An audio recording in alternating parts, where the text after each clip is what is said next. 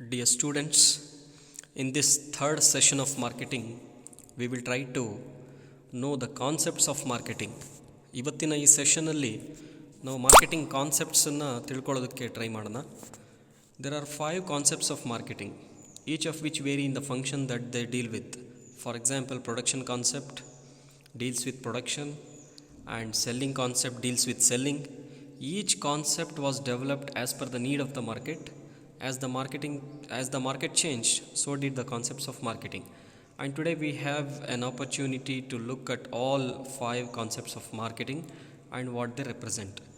ಇವತ್ತಿನ ಈ ಸೆಷನಲ್ಲಿ ನಾವು ಮಾರ್ಕೆಟಿಂಗ್ ಕಾನ್ಸೆಪ್ಟ್ಸನ್ನು ತಿಳ್ಕೊಳ್ಳೋದಕ್ಕೆ ಟ್ರೈ ಮಾಡ್ತಾ ಇದ್ದೀವಿ. So 5 different concepts of marketing ಇದೆ. ಸೊ ಟೈಮ್ ಬದಲಾದ ಹಾಗೆ ಮೊದಲೆಲ್ಲ ಹೇಗೆ ಮಾರ್ಕೆಟಿಂಗ್ ಕಾನ್ಸೆಪ್ಟ್ ಇತ್ತು, ಇವತ್ತಿನ ಪ್ರೆಸೆಂಟ್ ಸಿಚುವೇಶನ್ ಹೇಗಿದೆ, ಮಾರ್ಕೆಟಿಂಗಲ್ಲಿ ಯಾವ್ಯಾವ ತರಹದ ಕಾನ್ಸೆಪ್ಟ್ಸ್ಗಳು ಏನೇನೆಲ್ಲ ಬದಲಾವಣೆಗಳಾಗಿದೆ ಅಂತ ನಾವಿವತ್ತು ತಿಳ್ಕೊಳ್ಳೋದಕ್ಕೆ ಟ್ರೈ ಮಾಡೋಣ. ಮೊದಲನೇದಾಗಿ ಪ್ರೊಡಕ್ಷನ್ ಕಾನ್ಸೆಪ್ಟು ಇದೇನು ಹೇಳುತ್ತೆ, ಇದು ಯಾವುದರ ಬಗ್ಗೆ ಹೆಚ್ಚು ಕಾನ್ಸಂಟ್ರೇಷನನ್ನು ಮಾಡುತ್ತೆ ಅಂದರೆ it is more operation oriented than any other concept. Production ಅಂದರೆ ಉತ್ಪಾದನೆ ಕಡೆ ಹೆಚ್ಚು ಇದು ಕಾನ್ಸಂಟ್ರೇಷನನ್ನು ಮಾಡ್ತಾರೆ. ಈ ಒಂದು ಕಾನ್ಸೆಪ್ಟಲ್ಲಿ ಮಾರ್ಕೆಟಿಂಗ್ ಮ್ಯಾನೇಜರ್ ಏನು ಮಾಡ್ತಾರೆ, ಹೆಚ್ಚು ಉತ್ಪಾದನೆ ಕಡೆ ಗಮನವನ್ನು ಹರಿಸ್ತಾರೆ.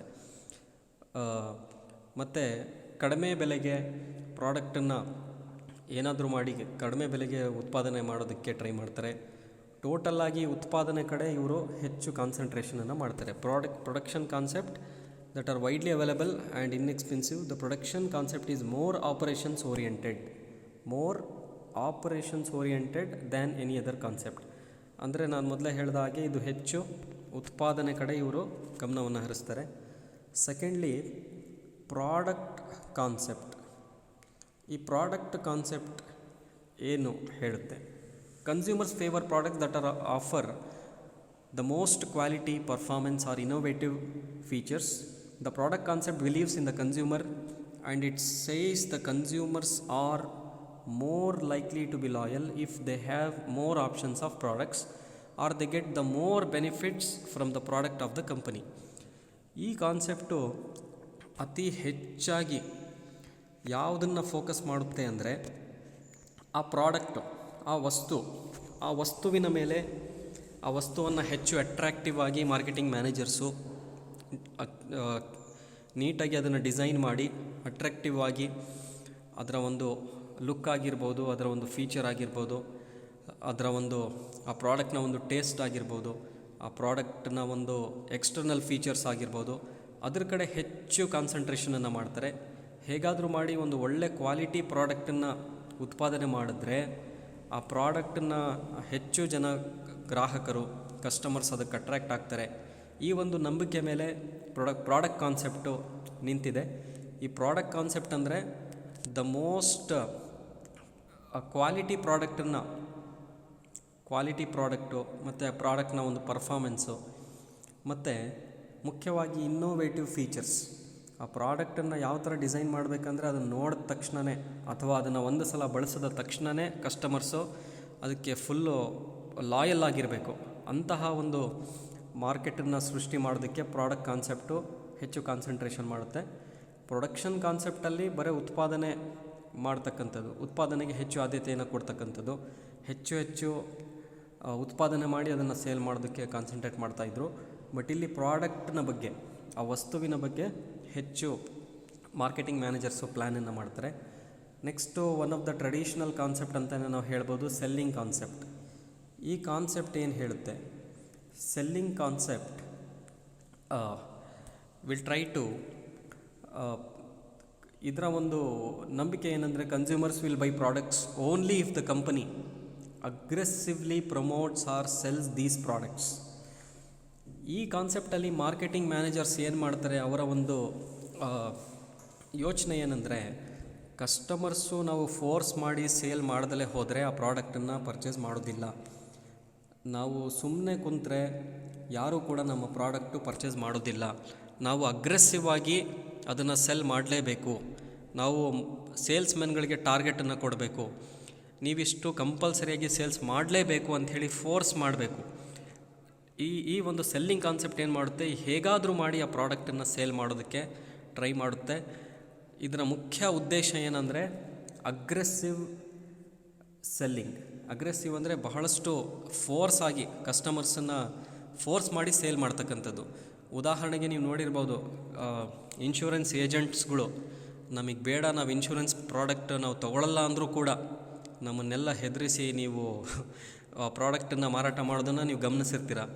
ಮತ್ತು ನಮ್ಮ ಮನೆ ಸುತ್ತಮುತ್ತ ಸೇಲ್ಸ್ಮೆನ್ಗಳು ಬರ್ತಾರೆ, ನಮಗೆ ಆ ಪ್ರಾಡಕ್ಟ್ ಬೇಡ ಹೋಗ್ರಿ ಅಂದರೂ ಕೂಡ ಅವರು ಕೇಳಲ್ಲ, ನಮ್ಮನ್ನು ಫೋರ್ಸ್ ಮಾಡಿ ಸೇಲ್ ಮಾಡ್ತಾರೆ.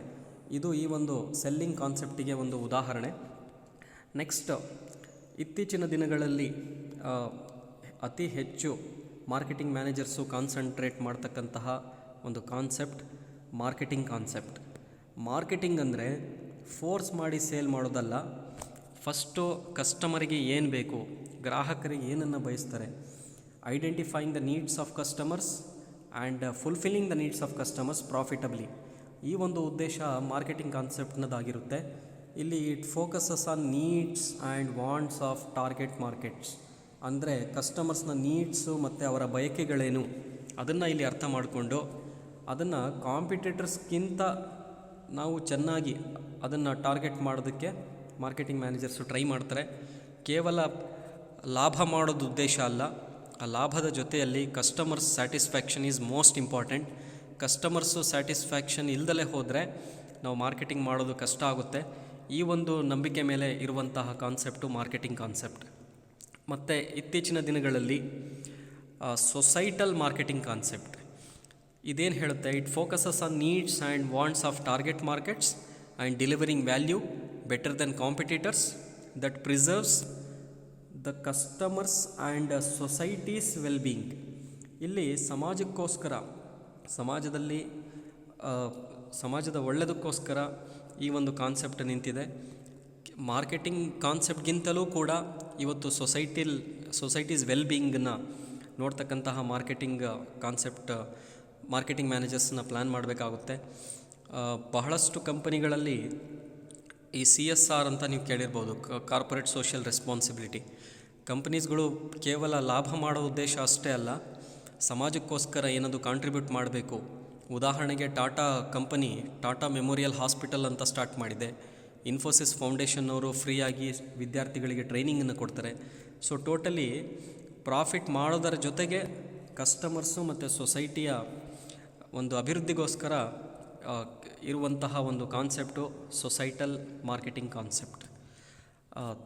Thank you very much for your listening.